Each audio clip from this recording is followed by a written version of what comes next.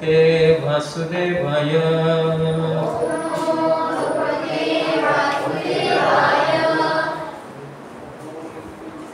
ओम नमो भगवते वासुदेवाय।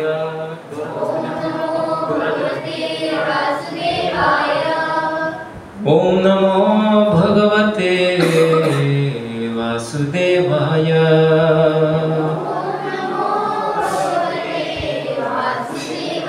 ओम ज्ञानतिमिरन्धस्य ज्ञानाञ्जनशलाकया चक्षुरुन्मिलितं येन तस्मै श्रीगुरुवे नमः।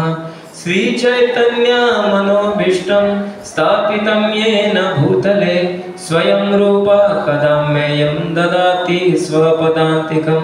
वन्देऽहं श्रीगुरु श्रीयुतापदकमलं श्रीगुरो वैष्णवांश्च श्रीरूपं साग्रजाता सहगण रघुनाथातितं तं सजीवं साद्वैतं सावधूतं परिजनसहितं कृष्णचैतन्यदेवं श्रीराधा कृष्णपदान् सहगण ललिता श्रीविशाखान्वितांश्च नमो विष्णुपदाय कृष्णप्रेष्ठाय भूतले श्रीमते भक्तिवेदांत स्वामिनिति नामिने।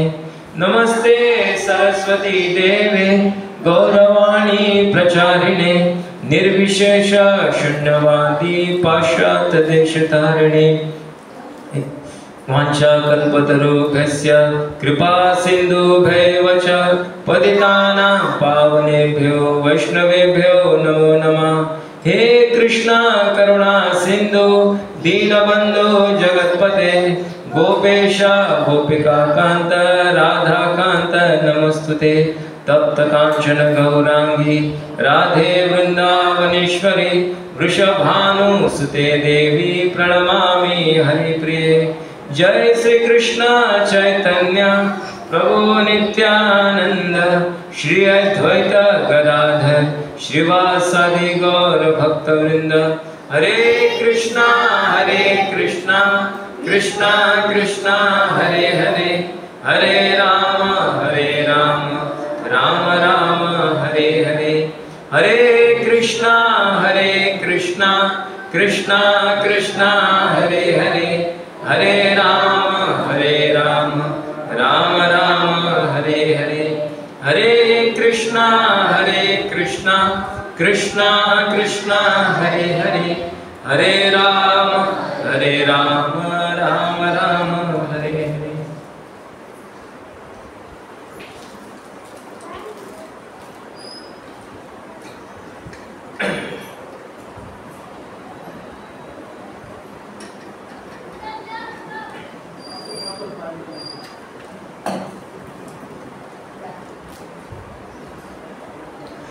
हरे कृष्ण।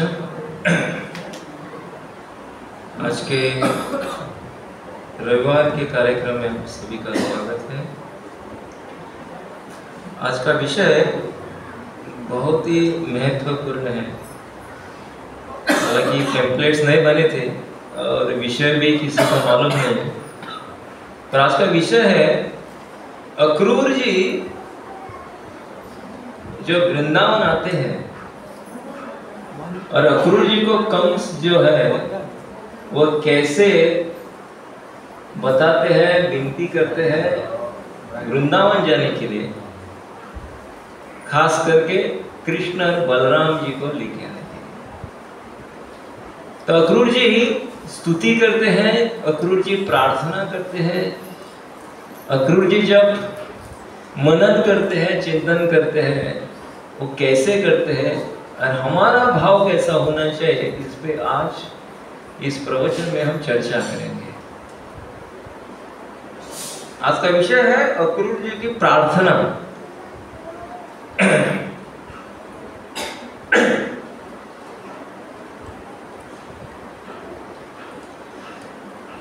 कंस जो है बहुत ही क्रूर था व्यक्ति, और एक दिन वो अक्रूर जी को बुलाते हैं। आकाशवाणी जब हुई थी तब कंस को पता चल गया कि देवकी का 8वां पुत्र जो है उनका मृत्यु का कारण हो, और उसी के बल पर अपनी बहन जो है और वसुदेव को कारागृह में उन्हें बंद किया।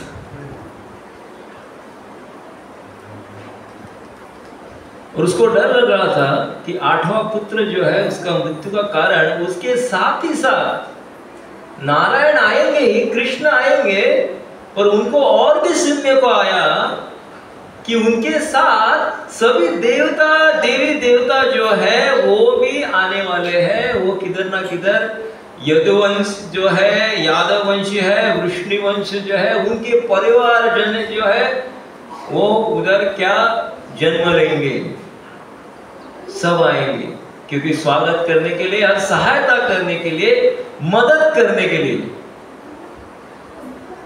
कृष्ण को मदद करना मतलब क्या है? कंस को मारने की मदद। सो कंस बहुत घबरा गया और उसने एक ऐसा वृंदावन में जो यदुवंश में जन्म लेता था उसको घबराहट हो जाती थी, उनको वो मारना शुरू कर देता। ऐसा सोच के कि ये देवी देवता ये आ गए हैं और ये कृष्ण की सहायता करेंगे, तो यदुवंश जो है, उनके यादव वंश है, कृष्ण वंश है, उनके पारिवारिक जो लोग हैं उनको भी वो मारने लगा। तो इसीलिए ज्यादातर जो देवी देवता जो अवतरित हुए थे वो भी किधर दूर दूर छुप छुप के बैठते थे, कंस के सामने नहीं आते थे, घबरा के। तो ज्यादातर देवी देवता उनके सामने नहीं आते थे, इतना घबराते थे कंस से, उनको मारता था, उनको पीटता था। उनको पता चला ये कंस ऐसा ही करेगा, जो भी जन्म लेगा उसको ऐसा लग गया कि ये देवी देवता आ गए कृष्ण की सहायता करने के लिए, उनको मारता था। तो सब अलग अलग किधर किधर छुपे रहते थे, कंस के सामने नहीं आते थे। एक बार होता है ना, जब ब्रिटिशर राज्य कर रहे थे इस भारत में, तो सब लोग किधर किधर छुपे रहते थे, और जो हम स्वतंत्र वीर बोलते हैं वो बाहर आके उनका सामना डटकर सामना करते थे, इसलिए उनको स्वतंत्र वीर बोलते हैं, फ्रीडम फाइटर बोलते हैं। जो छुपे रहे उनको फ्रीडम फाइटर नहीं बोलते। तो ऐसा ही कुछ हुआ था, कंस ने सब पे नजर रखी थी, भयभीत होकर वो नजर रखते थे, और सभी देवता देवी जो उनको लगता था उनको मारपीट करते थे, क्योंकि उनको लगता था ये सहयोग करेंगे, कृष्ण को मदद करेंगे, कृष्ण की सहायता करेंगे। और कृष्ण की सहायता करना मतलब क्या? मुझे ही मारना, और जो मेरे मृत्यु का कारण होगा उनकी जो सहायता करेगा उनको मैं मारूंगा। ये राक्षसी वृत्ति बोलते हैं, राक्षस वृत्ति बोलते हैं। ऐसे ही कुछ इन दिनों में कलयुग में होता है, सभी को डर लगता है। मैं मंत्री पद पे हूं, मेरा मंत्री पद गया तो चलो मार लो उसको, मुझे वो मंत्री पद चाहिए तो मंत्री पद पाने के लिए किसी को मारना, मंत्री पद पे है तो मंत्री पद गया जाएगा इस भय से किसी को मारना, प्राप्ति के लिए और जाना जाएगा इस भय से लोग अपने आप को मारते हैं, सगे संबंधी को मारते हैं, अपने माँ को मारते हैं, पिताजी को मारते हैं, बहन को मारते हैं, भाई को मारते हैं, पारिवारिक जन को मारते हैं, अपने संबंधियों को मारते हैं, सबको मारते हैं। अभी हो रहा है, चालू है, कलयुग में हो रहा है, कलयुग के लक्षण है। तो अक्रूर जी कुल मिला के 12 भाई थे। अक्रूर जी पकड़ के 12 भाई थे। 12 में से 11 भाई जो है किधर किधर ना किधर छुपे हुए थे, भय से वो सामना नहीं कर सकते थे। कंस की सामना करना मतलब कुछ तो होना, मारपीट तो मार भी सकता है, उन्हें जिंदा मार सकता है।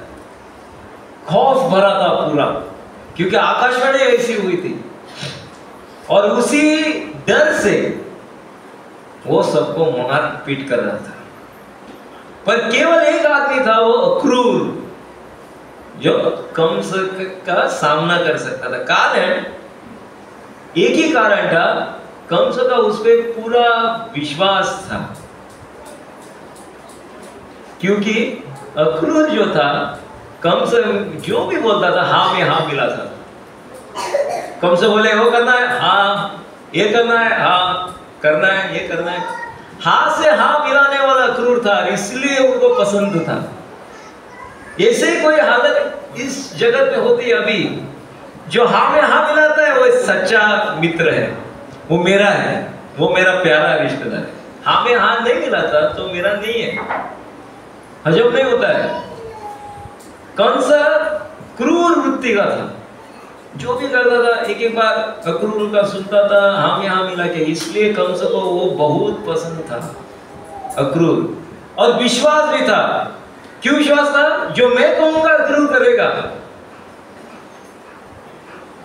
मेरा शब्द जो है उसका पालन करेगा, मेरे शब्द के ऊपर नहीं जाएगा।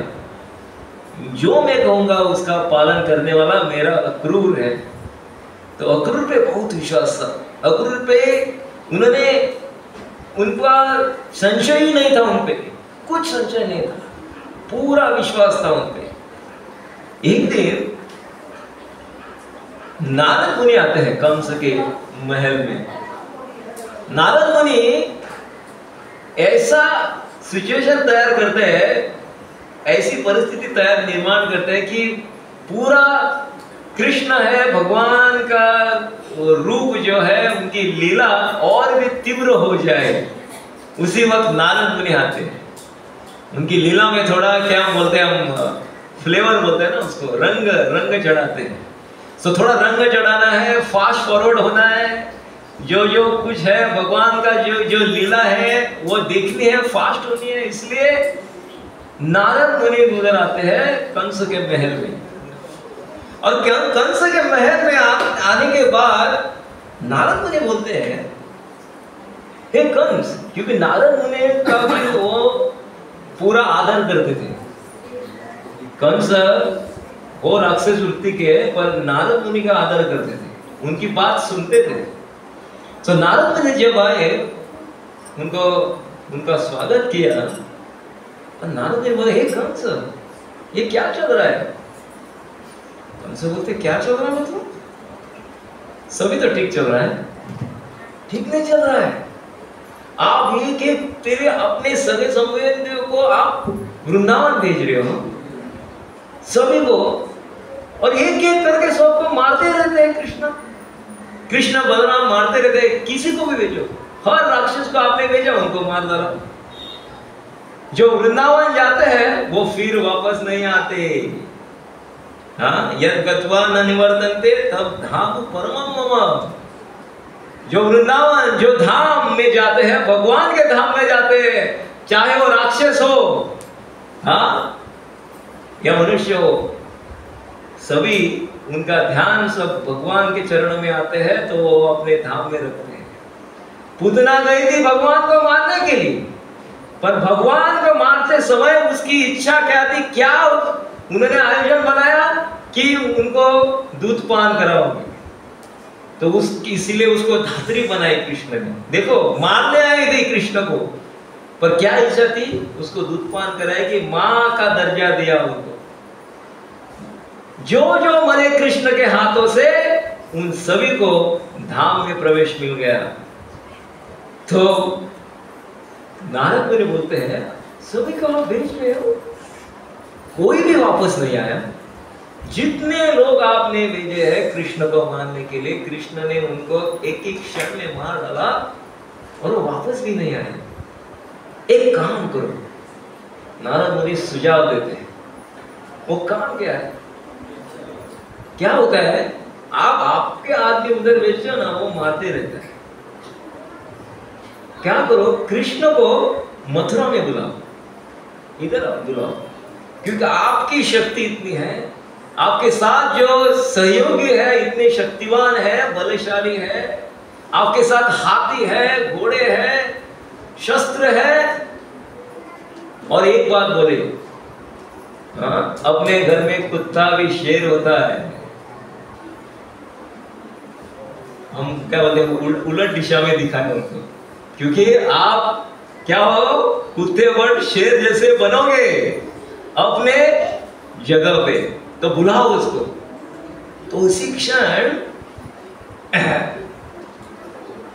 कंस सोच रहा है, हाँ ये सही बात है, सही बात है।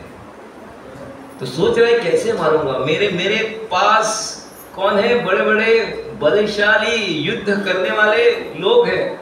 हरे Krishna, mother seat properly.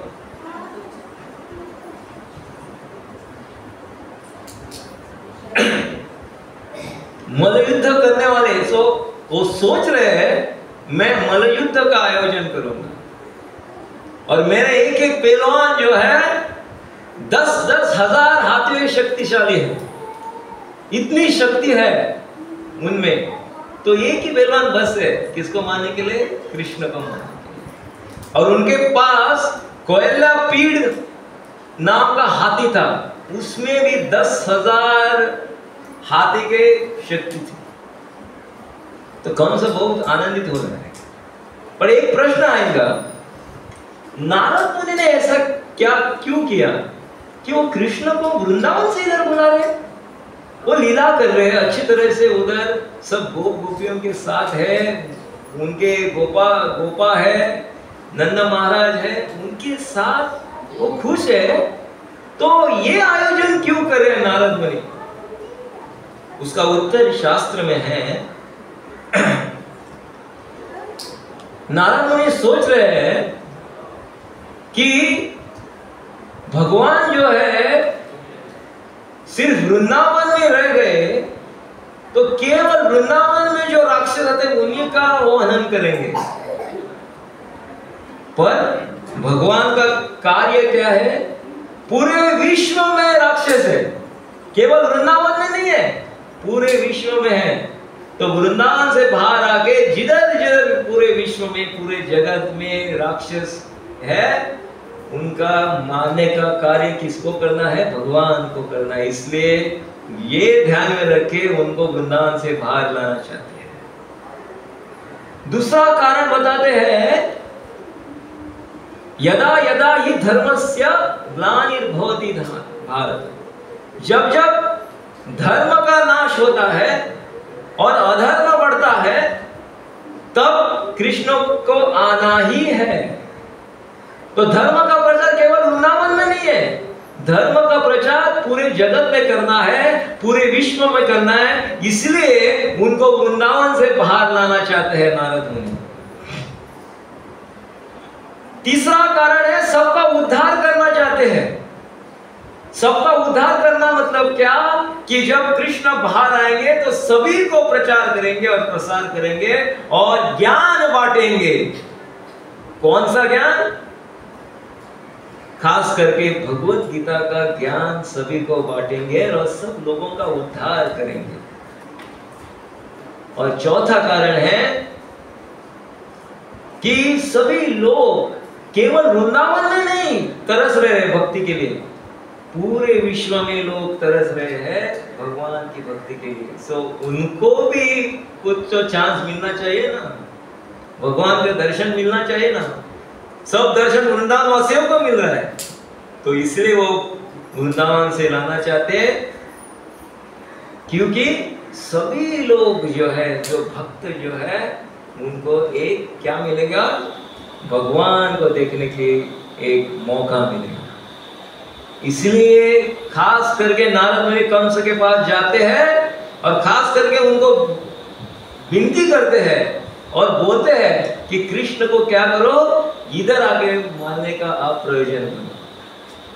Kans भी क्या है, विषय कंस इज लाइक अ फूल। हाँ, जो राक्षस वृत्ति के रहते हैं ना, वो पागल रहते हैं, आधा पागल रहते हैं।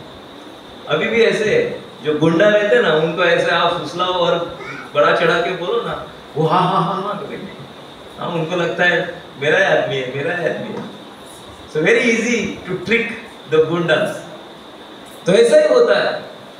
तो कंस भी बहुत खुश है, और भेजेंगे किसको?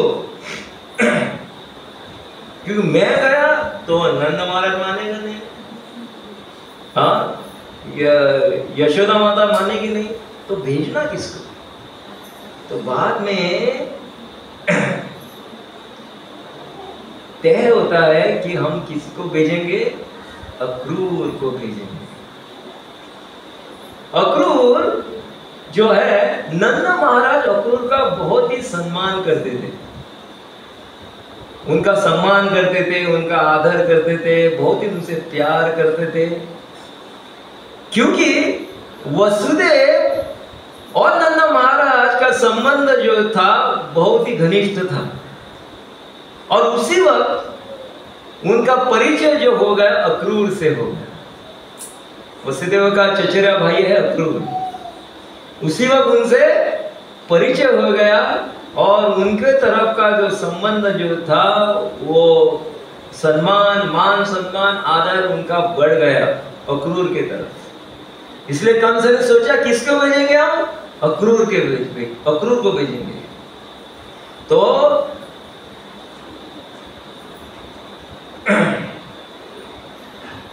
पहली बार जीवन में कंस अभी अक्रूर को बुला रहे हैं, प्रेम से बुलाए। इतने दिनों में अक्रूर जी घबराते थे कंस से मिलने के लिए, किंतु उनको लगता था कि कंस को संशय न आए कि मैं कृष्ण का उपासक हूं, क्योंकि जो कृष्ण का उपासक है, जो नारायण का उपासक है, उनको मारने का इंतजाम कंस करते थे। कभी किसी को हाथ में हाथ नहीं मिलाते थे, बट पहली बार किसको बुलाते हैं, अक्रूर को बुलाते हैं और हाथ में हाथ मिलाते हैं, अक्रूर करके। हाँ, अक्रूर से अभी बात कर रहे हैं और क्या बोलते हैं कि मेरा एक काम है। अक्रूर पहली बार देखा कि कंस जो है बहुत ही प्यार से, जैसे कि अपना भाई ने, भाई से भी बढ़कर इतने प्यार से, सॉफ्ट स्पोकन, इतने प्यार से बोल रहे हैं। अक्रूर को एक आश्चर्य दिख गया, उनको तो ये क्या हो रहा है। उनकी वजह से, कंस की वजह से मैं कभी वृंदावन में झांक भी नहीं सका, वृंदावन के तरफ मैं देख भी नहीं सका। किसके भय से, कंस के भय से। और आज कंस बोल रहे हैं, विनती कर रहे हैं, क्या किधर जाओ, आपको वृंदावन जाना है और कृष्ण बलराम जी को लाना है। तो अचंभित हो गए। अक्रूर जी तो भगवान के उपासक थे और ऐसा बोला जाता है भगवान जब अवतरित हो गए तब से भगवान का मन ही मन उपासना करने वाले कौन है, अक्रूर जी। उपासना करते हैं, उनका नामोच्चारण करते हैं, उनके बारे में सोचते थे, उनका गुणगान करते थे, उनका चिंतन करते थे, उनका रूप जो है हर बार देखने की उनकी इच्छा थी, हर बार। सो जब से वो अवतरित हो गए तब से लेकर अभी तक, मतलब कंस ने बुलाया, उनका हर बार किसका चिंतन होता था, भगवान का। पर दुर्भाग्यवश वो सोच भी नहीं सकते थे कि मैं कृष्ण के पास कब जाऊं, क्योंकि जो भी सोचता था उसको मार डालते थे कंस। इसलिए उन्होंने कभी सोचा भी नहीं वृंदावन जाने का सोचा भी नहीं, वो देख भी नहीं सकते थे वृंदावन कहाँ है करके। तो आज वो घड़ी आ गई है, वो सोच रहे हैं इतने दिनों में मैंने जो उपासना की है उसका फल स्वरूप आज मिल गए। वैसे ही हमारे जीवन में होता है, एक एक बार हमारे सगे संबंधी, किसी के पिताजी, किसी की माँ, किसी के भाई, किसी की बहन, कोई तो रहता है, नहीं तो चचेरा भाई, कोई तो रहता है, वो आपको भक्ति में प्रगति नहीं करने देते। नामोच्चारण मत करो, ये मत करो। अपने सगे संबंधी भी होते हैं, हर एक के परिवार में नहीं है, पर थोड़े घर में रहता है। और जो आप उपासना करते हैं, आप भगवान का स्मरण जो करते हैं, भगवान हमेशा याद रखते हैं। जिस तीव्रता से आपने स्मरण किया है, जिस तीव्रता से आपने नामोच्चारण किया है, जिस तीव्रता से गुणगान किया है, उसी तीव्रता से भगवान आपकी याद करते हैं हर बार। ऐसा नहीं है कि आपको भगवान ने छोड़ दिया है। आप जो भी किया है जीवन में, भगवान की सेवा की है, उसकी याद भगवान रखते हैं हर बार। हम बोलते हैं it is noted, something is done, it is noted. उनके पास एक खास कागज रहता है, उसमें नोट रहता है, ये किया, आज 2 माला किया, 4 माला किया, 10 माला किया, 16 माला किया, आज उन्होंने ऑल्टर सेवा की, आज वो प्रसादम सेवा की, आज बुक डिस्ट्रीब्यूशन किया। ये सब सेवा जो है आप करते हो, उसका याद भगवान रखते हैं।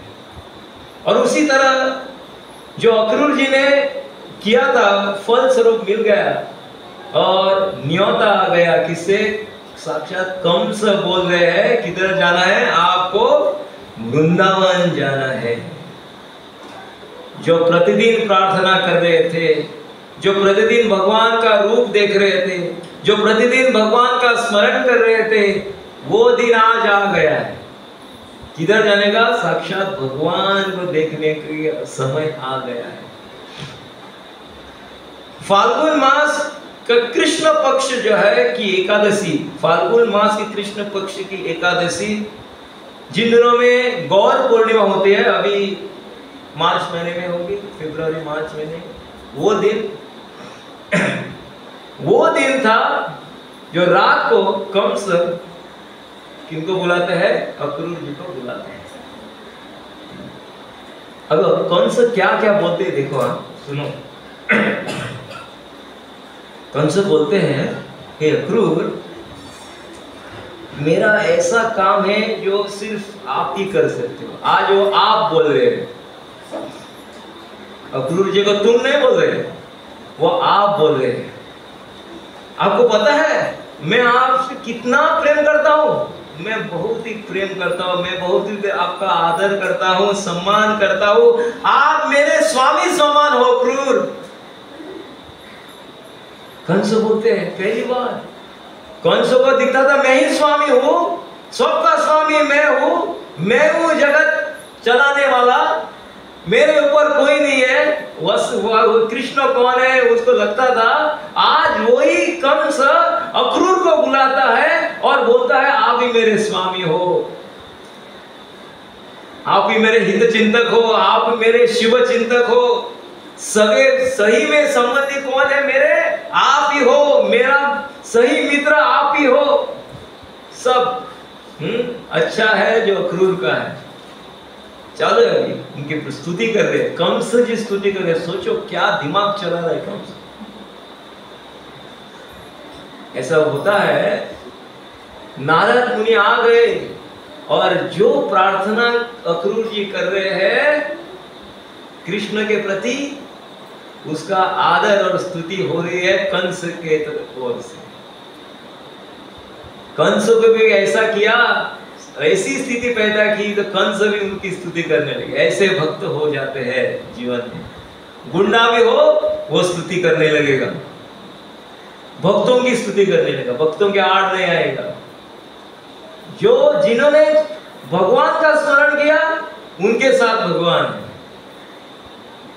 बाकी कोई हो, बड़ा व्यक्ति हो, गुंडा हो, कोई भी हो, वो आपके साथ रहेगा। और इधर बोला जाता है कि कृष्ण बलराम को, खास करके उनको कृष्ण बलराम को लेके आओ, मैंने नया रथ बनाया है।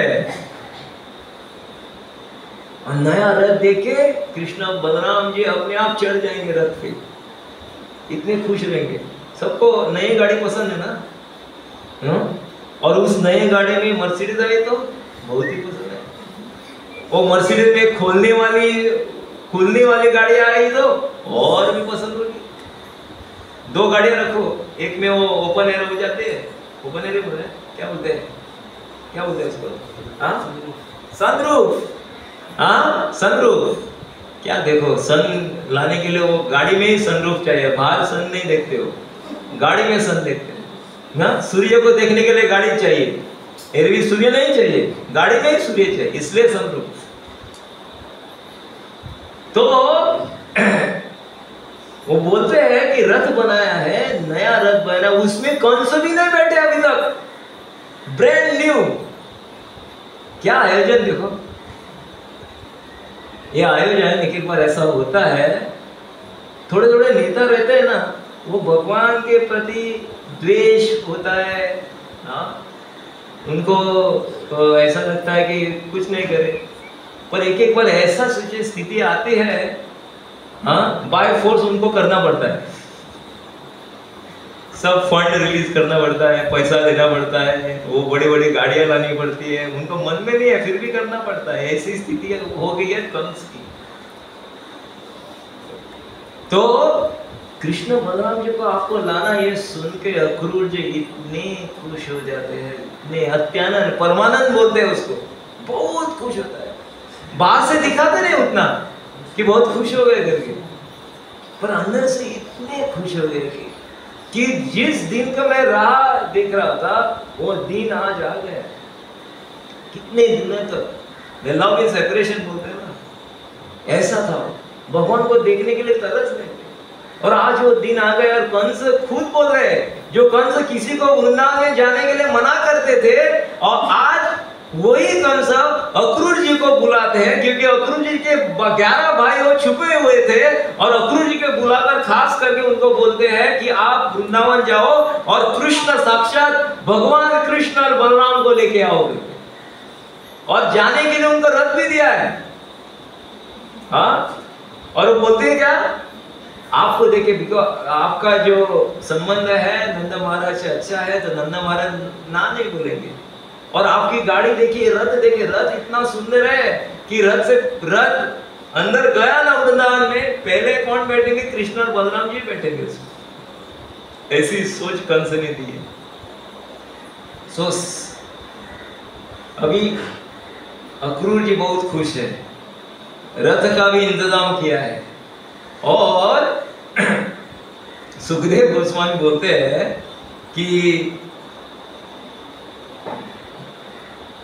पूरी रात अक्रूर जी अभी क्या कर रहे हैं, चिंतन कर रहे हैं, भगवान का चिंतन कर रहे हैं, और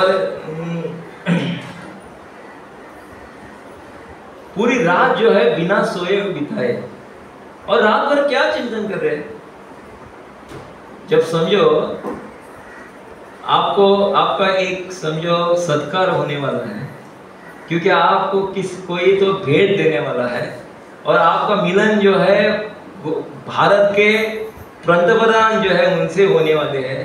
ये सोच देखो कैसी है, कल आपको पंतप्रधान से मिलना है, तो आप क्या सोचोगे, अभी घर मिलेंगे, कैसे मिलेंगे, मैं तो एक नया कपड़ा जो है डाल के जाऊंगा, तो क्या परफ्यूम मारूंगा, तो जाते जाते क्या करूंगा, जाने के बाद जब मैं पंतप्रधान से मिलूंगा तो मैं उनको प्रणाम करूंगा, उनको दंडवत प्रणाम करूंगा। ऐसे ही सोच अक्रूर की चल रही है।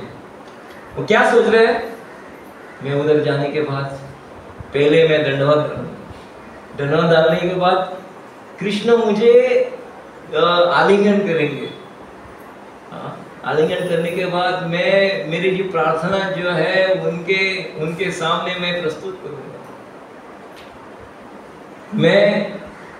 मेरी जो इच्छा है वो प्रकट करूंगा, वो पूरी इच्छाएं जो है हमारे पूर्ण करेंगे।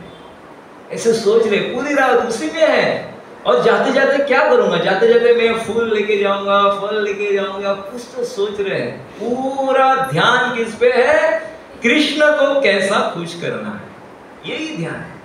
रात भर सोए नहीं, पूरी रात सोए नहीं, और सूर्योदय से पहले जाग गए, सूर्योदय से पहले स्नान किया, और दौड़ के गए रथ पे, समय नहीं गवाया, दौड़ के गए रथ पे, और रथ पे ऐसी जगह बैठे जहां सारथी बैठते हैं।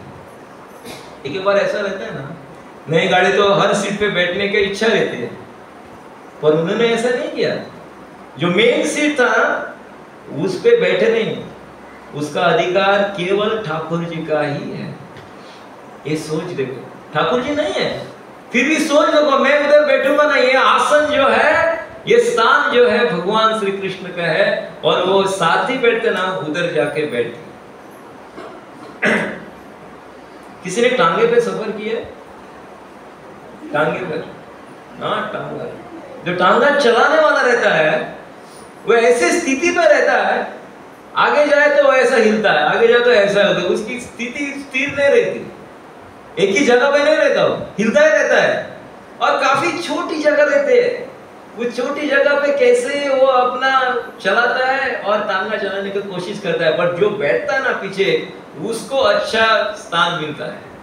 वैसे ही कुछ अक्रूर ने किया है। भगवान आए नहीं, नया रथ बनाया है, कंस बैठे भी नहीं, ऐसे रथ पे भगवान का स्थान छोड़ के वो जो सारथी बैठते हैं उस स्थान पे बैठे और अभी टांगा रथ जो है चलाना शुरुआत की। रथ चलाते चलाते अभी चलाते वक्त उनका मनोरथ बोलते हैं। मनोरथ में इच्छा, बहुत ही इच्छाएं आती है। वो इच्छाएं है, कौन सी इच्छा रहती है? भगवान के प्रति इच्छा रहती है। ऐसे बोलते हैं कि एक इच्छा उन्हें प्रकट की, मैं भगवान का पैर पड़ूंगा, मैं भगवान को आलिंगन दूंगा, मैं भगवान को आलिंगन लेते ही भगवान मेरा हाथ अपने हाथ में थामेंगे, मैं उनका हाथ पकड़ूंगा, मैं दोनों हाथ उनके पकड़ूंगा। बाद में उनको दिखता है कि बलराम जी आएंगे, बलराम जी मेरे पीठ पे हाथ रखेंगे, मेरे कृष्ण जो है मेरे सर पे हाथ रखेंगे, मैं उनका पैर पड़ूंगा। ऐसे सोच रहे हैं, पूरा मनोरथ चालू है और उसी धुन में चला रहे हैं। क्या चला रहे हैं? रथ चला रहे हैं और उसी सोच में आनंद प्रकट कर रहे हैं और बोलते हैं मेरा भाग्य का उदय हो गया है, मेरा मंगल उदय हो गया है, मेरे सभी पाप अभी क्षमित हो जाएंगे।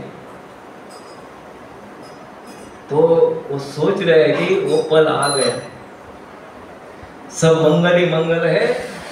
और उसी के साथ साथ मेरे जय जय श्री काय सच्चिदानंद भगवान की, मेरे भाग्य का उदय, मेरे मंगल का उदय, मेरे सभी पाप क्षमित हो जाएंगे। ऐसा ही है भगवान का चिंतन करना। जब भी कोई संकट में रहता है ना, जब आप भगवान के बारे में सोचोगे ना और भगवान के बारे में सोचने लगोगे, अपने आप सब मंगल ही मंगल हो जाता है। अपने आप जो थकावट जो रहती है वो कम हो जाता है। अपने आप जो पुण्य बढ़ता है और पाप क्या होता है? क्षमित हो जाता है, कम हो जाता है, नष्ट हो जाता है। और रथ चलाते चलाते इतने में अक्रूर जी अभी किधर पहुंचने आए? अभी धीमी गति में जा रहे हैं। ऐसा बोला जाता है मथुरा से नंदग्राम जो था वो 40 किलोमीटर लगभग था, पर उधर पहुंचने के लिए पूरा दिन निकाला अक्रूर जी। धीमी गति से जा रहे हैं, सोचते सोचते जा रहे हैं। एक बार होता है ना, जो बाइक चलाते हैं, समझो गाड़ी चल रहा है, कुछ तो चल रहा है ना मन में, तो गाड़ी अपने आप 25 और 30 स्पीड पे जाती है, फास्ट नहीं जाती। पर कुछ करने जाओ ना तो फास्ट जाती है, उसको मारना है, इसको ये करना है, उधर पहुंचना है, तो अलग है। पर एक सोच है, अच्छी सोच चालू है तो धीमी गति में गाड़ी चलती है। सो अक्रूर जी भी वैसे ही चल रहे। और जब रथ चलाते चलाते उनको एक क्या बोलते हैं, अद्भुत चीज दिखी। अद्भुत थी वो, मिरेकल बोलते हैं उसको। वो अद्भुत चीज क्या थी? भगवान के चरणों के चिन्ह। वृंदावन में भगवान के चरण के चिन्ह जो है वो धरती माता पे दिखे। धरती माता जो है भगवान के चरण के चिन्ह जो रहते हैं कभी भी मिटाती नहीं। उस हर बार वो क्या करती है? उस चिन्ह का रक्षण करती है, संभाल के रखती है। और ऐसे बोला जाता है शास्त्र में, वो मानती है, धरती माता मानती है चिन्ह मतलब मेरा सौभाग्य है। जैसे एक विवाहित महिला जो हर बार अपना मांग में सिंदूर भरती है ना, वैसे भगवान के चरण चिन्ह जो है धरती माता हर बार क्या करते हैं? उसको रक्षा करके रखती है। ऐसा भी बोला जाता है कि नंद महाराज के 9 लाख गैया थी, पर जब कृष्ण भगवान उनके साथ चलते थे, एक भी गैया उनके चरण चिन्ह पे पैर नहीं रखती थी। कोई भी गोपाल रहे, वो उनके चरण चिन्ह पे पैर नहीं रखते थे। कोई पक्षी भी आए, कोई भी रहे, उनके चरण चिन्हों पे कोई भी पैर नहीं रखता था। ऐसे थे चरण चिन्ह भगवान के, उसके रक्षा करते थे पूरी धरती माता। तो वो देखा तो पूरा क्या हो गए, आनंद से भर गए, भाव विभोर हो गए। और ऐसा बोला जाता है, शास्त्र में बोला है, भागवतम में उसका उल्लेख है, तुरंत उन्होंने छलांग मार दी। और छलांग मारने के बाद जैसे ऐसा जो कोई कंजूस व्यक्ति रहता है, उसको धन जो मिलता है तो क्या करता है, वो अपने आप में समेट लेता है, ये धन है मेरा मेरा मेरा मेरा। वैसे ही कुछ अक्रूर जी ने किया। जो चिन्ह दिख रहे थे, एक चिन्ह एक रहे, वो समेटने का प्रयास कर रहे हैं अपने आप में। और ऐसा समेटा कि पूरा जैसे कि भगवान का पूरा चरण उनको मिल गया, उनके आलिंगन में मिल गया। अभी भगवान को मिले भी नहीं है, भगवान को अभी मिले भी नहीं है, फिर भी सोच है कि भगवान का चरण चिन्ह है, उसको वो लिपटे हैं, आलिंगन कर रहे हैं। और बीच बीच में वो मिट्टी जो है, रज जो है, वृंदावन का रज जो है पूरे शरीर में लगा रहे हैं, पूरे लेटे हुए हैं, रज में लेटे हुए हैं, रोलिंग कर रहे, रोल कर रहे अपने आप में। वो कोई भी देखेगा ना, वो कोई बोलेंगे वो पागल है। हाँ, ऐसे बोलते हैं, वृंदावन में जाके जो पागल होता है वो भगवान के लिए पागल होता है, जो भगवान के लिए पागल होता है सही में भक्त है। जब लोग आपको बोलेंगे आप पागल हो, तो आप क्या है, सही में भक्त बन गए। पागल जो का बर्ता मत करो ज्यादा। क्योंकि एक बार हम कृष्णानंद प्रभु जी बहुत ही वरिष्ठ भक्त हैं, उनके साथ हम मायापुर में गए थे। और मायापुर में एक स्थान है, बहुत ही पवित्र स्थान है, उसका नाम में मुझे अभी पता नहीं है। हमको उधर का वो काट रहता है, गुलाब काट, हाँ, उसमें हमको लेके गए। और हम जा रहे थे, वो वरिष्ठ थे, 60 से भी ज्यादा उनकी उम्र थी, और हम उस वक्त 23 साल के, 23-24 साल के, हम बैठे हैं उस पे, गाड़ी पे बैठे हैं, गुलाब काट पे बैठे, हम नामस्मरण करते हैं। और वो पवित्र जगह पर हम पहुंच गए, किधर से तो कृष्णानंद प्रभु ने ऊपर से छलांग मारी डायरेक्ट रज में, और रज में रोल करने लगे, पूरा मिट्टी ली, पूरे मुख पे लगाया, बदन को लगाया। हमको भी कुछ पता नहीं, हमने भी छलांग मारी, हम भी करने लगे। वो करते हैं, हमको पता नहीं उसका इम्पोर्टेंस, पर वो कर रहे हैं, हम करने लगे। पर बाद में जब उन्होंने बोला तो हमको लगा कि एक एक कण जो है वो बहुत ही अलंकार के जैसा है। तो उसी तरह अक्रूर जी करने लगे, वो चरण चिन्ह है, पूरा उनका स्मरण करने लगे, चरण चिन्हों में रह के प्रार्थना करने लगे। सुखदेव गोस्वामी बोलते हैं कि जिन्होंने भी ध्येय जो है धारण किया है, ध्येयधारी मतलब हमारा ये देह मनुष्य जन्म जो है, जो भी देहधारी है, उनके लिए अपने जीवन में क्या करना है, वास्तविक फल क्या है, जो अक्रूर जी ने जो एकादशी के दिन जो रात के पूरा चिंतन किया, मनन किया, स्मरण किया, गुणगान किया, भगवान का वर्णन किया, जो आनंद की प्राप्ति हुई उनको, वही सभी सभी देहधारी है, उनका परम लक्ष्य होना चाहिए। जैसे अक्रूर जी ने किया है, वही हमारा लक्ष्य होना चाहिए। सो हमारी सोच वैसे होना चाहिए।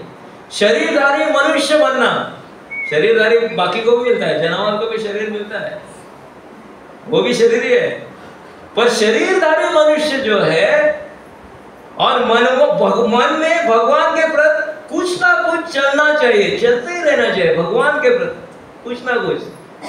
मतलब कुछ ना कुछ मतलब क्या, उसका लिस्ट दिया है। कोई तो लीला का वर्णन करेंगे, कोई भगवान के प्रति गुणगान करेंगे, भगवान के भक्तों का गुण गाएंगे, कोई जो है भगवान का नाम लेंगे, कोई तो भगवान का स्मरण करेंगे, कोई भगवान के विषय में बोलेंगे, कोई भगवान के बारे में सुनेंगे, और कोई तो हर वक्त भगवान के चरणों का स्मरण करेंगे। तो 18 घंटे जब कंस ने विनती की आपको वृंदावन जाना है, उस क्षण से अब तक मतलब अभी उनको चरण चिन्ह मिल गए, तो 18 घंटे जो उन्होंने बिताए हैं, उसी तरह हम सब ध्येयधारी मनुष्य है, उनको भी ऐसे ही हमको स्मरण मनन करके हमारा जीवन बिताना चाहिए। यही हमारा जीवन का लक्ष्य होना चाहिए। अक्रूर जी भागवत में उसका उल्लेख है, जैसे अक्रूर जी ने सोचा, अक्रूर जी ने मनन किया। जब एकादशी रहती है ना, एकादशी एक शुरुआत रहती है, तो एकादशी के बाद हर दिन जो मिलता है, हर दिन हमको वैसे ही होना चाहिए। अभी आने वाले 10 तारीख को नित्यानंद त्रयोदशी है, पर हम 9 तारीख को मना रहे हैं, क्योंकि हमारे परम पूज्य भक्ति रसामृत महाराज जो है वो 9 तारीख को इधर आएंगे, तो इसीलिए जय तैयारी चालू है हमारी, बड़े पैमाने पे हमारी तैयारी चालू। और हमारे चिंतन क्या रहना चाहिए, नित्यानंद त्रयोदशी मतलब आज से ही उसका हमको मनन करना है, स्मरण करना है। नित्यानंद प्रभु जी क्या कर रहे थे, कैसे वो नाम स्मरण करते, कैसे वो सबको विनती कर रहे, कैसे दंडवत डाल के सबको विनती करके बोल रहे थे, हरि नाम ले लो, हरे कृष्णा कृष्णा कृष्णा हरे राम राम राम। अब विचार करके देखो, हर दिन पूरा दिन जो रहता है, हमारे मन में कुछ ना कुछ चालू रहता है। ऐसा कोई भी वक्त ऐसा नहीं है कि मन में कुछ नहीं चल रहा है। अभी भी आप बैठे हो, सामने हो, कोई सुन रहा है, कोई नहीं सुन रहा है, पर मन में कुछ चल रहा है, कुछ तो चल रहा है। एक बार क्लास में बैठे रहते हैं बच्चे, टीचर वो पढ़ाती है, बोर्ड पे पढ़ाते हैं, बच्चा तो और कुछ सुन रहा है, वो मन की सुन रहा है। हाँ, कोई तो मफ्ता में है, कोई पेंटिंग में है, हाँ, कोई अभी कब रिसेस होगा, कब मैं खाऊंगा, कोई और सोच रहा है आज शाम को जाके कैसे गेम खेलूंगा, आज शाम के जाके मैं गाड़ी में कैसे घूमूंगा, ये सोच लेते, हर एक की सोच है। अभी ये इधर बैठे हुए सबकी एक एक सोच चल रही है। आउट ऑफ 100% एक 70% सुन रहे हैं, 30% वो कुछ तरह घूम रहे, इधर उधर घूमता रहे। मन का स्वभाव ऐसा है। तो हर प्रतिदिन हर वक्त मन कुछ ना कुछ सोचते रहता है, घूमता रहता है, और मन का जो स्पीड रहता है ना, बहुत ही फास्ट है। अभी समझे कोई लंदन जाके आया ना, लंदन कनाडा जाके आए, तो आज अभी मोर्जी में हो, कुछ ही क्षण में आप कनाडा में पहुंच जाओगे, कुछ ही क्षण में। हाँ, अभी इधर आँख खोली तो कनाडा, बन गया तो अमेरिका, खोला तो लंदन। इतना फास्ट है मन, हाँ, इतना फास्ट चलता है, कुछ ना कुछ सोचते रहता है। तो अपने जो मन का रथ जो है, यो रथ जो है कुछ ना कुछ सोचते रहता है, उसको मनोरथ बोलते हैं। मन का रथ चलता ही रहता है, कुछ ना कुछ सोचना चालू रहता है। तो कलयुग में सोचने का क्या रहता है, हर एक का ढंग अलग है। कोई तो सोचता है, कोई की अनेक अनंत इच्छाएं हैं, और अनंत इच्छाओं में वो प्राप्ति करने की कोशिश कर रहे हैं सभी लोग। हाँ, डट के उनको कोशिश कर रहे हैं कि वो मिल जाए, वो प्राप्त हो जाए। हर एक की कोशिश अलग अलग है। किसी की कोशिश रहेगी मुझे गाड़ी चाहिए, किसी को कोशिश रहेगी मुझे घर बनवाना है, किसी को कोशिश रहेगी मुझे जॉब चाहिए, किसी को कोशिश रहेगी इसको हटाना है, उसको बनाना है, उसकी प्रॉपर्टी चाहिए, ये प्रॉपर्टी चाहिए, ये चाहिए, लाइट चाहिए, हर एक की इच्छा अलग है। इधर बैठे हुए हर एक व्यक्ति है, हर एक की इच्छा अलग रहेगी, किसी की इच्छा सामान्य रहेगी, अलग अलग इच्छाएं पे चलती। पर थोड़े लोग ऐसे हैं, ज्यादातर इच्छा इतनी अनंत रखती है, पर उसमें सेंटर कौन नहीं है? भगवान नहीं है। वो इच्छा अलग दिशा में लेके जाती है। अनंत इच्छाएं है, पर वो इच्छाएं भगवान के संबंधित न हो तो उससे क्या मिलता है? दुख ही दुख मिलता है। और अनंत इच्छाएं आप प्रकट करो, पर वो भगवान के संबंधित हो तो अपने आप उसमें आनंद मिलता है। अभी समझो, एक इच्छा है किसी को कि मुझे एक गाड़ी खरीदनी है। कौन सी भी गाड़ी? सबसे ब्रांड कौन सी है? टॉप मोस्ट ब्रांड कौन सी है? हाँ, BMW। हाँ, पोर्शा, BMW। जब एक व्यक्ति BMW खरीदता है, खरीदने के बाद उसी वक्त उसमें क्या चलता है? अभी कैसे उधर रखेंगे, कौन आएगा, ये आएगा, इसको हाथ लगाएगा, वो लगेगा, वो उसको स्क्रैच डालेगा, इधर स्क्रैच, इधर स्क्रैच, किधर स्क्रैच बनता है, गाड़ी पे स्क्रैच, इधर स्क्रैच होता है। अपने आप दुख का क्या आगमन हो जाता है। अब स्वागत, already you are welcoming. The more you accumulate, more distressful you are. तो क्या होता है? वो भगवान के संबंधित नहीं है। पर भगवान के संबंधित जो आप विचार कर रहे हैं, समझो प्रभुपाद के समय पर प्रभुपाद को ऑफर किया जाता था, बड़े बड़े गाड़ियां ऑफर किए जाते थे। हाँ, तभी कोई प्रश्न पूछता था, पर उनका ध्यान क्या था? जो हेनरी फोर्ड थे, फोर्ड उस वक्त उनको ऑफर करते, गाड़ियां ऑफर करते थे उनको घुमाने के लिए। तो उनका ध्यान क्या था? भगवान के संबंधित, भगवान के भक्त है उनको मैं घुमाऊंगा। मेरा घर जो मैं ऐसा बनाऊंगा, भगवान के भक्त के लिए भगवान बनाऊंगा। मैं जो भी करूंगा वो भगवान के संबंधित हो जाए तो अपने आप उसमें आनंद मिल जाता है। अभी शाम ढलते ही अक्रूर जी जो है वृंदावन पहुंच जाते हैं। अभी शाम में पूरा दिन लगाया, सुबह गए थे, सूर्योदय से पहले छूटे थे, अभी शाम को पहुंचे हैं। 40 किलोमीटर की दूरी थी, पर फिर भी वो चला गए। तो चलाते चलाते अपना मनोरथ भी चलाते। कृष्ण का मनन, कृष्ण का स्मरण, कृष्ण का गुणगान, कृष्ण का वर्णन। मैं क्या करूंगा, कैसे प्रणाम करूंगा, कैसे हाथ में लूंगा, कैसे भगवान के चरण धोऊंगा, ये सब चल रहा है।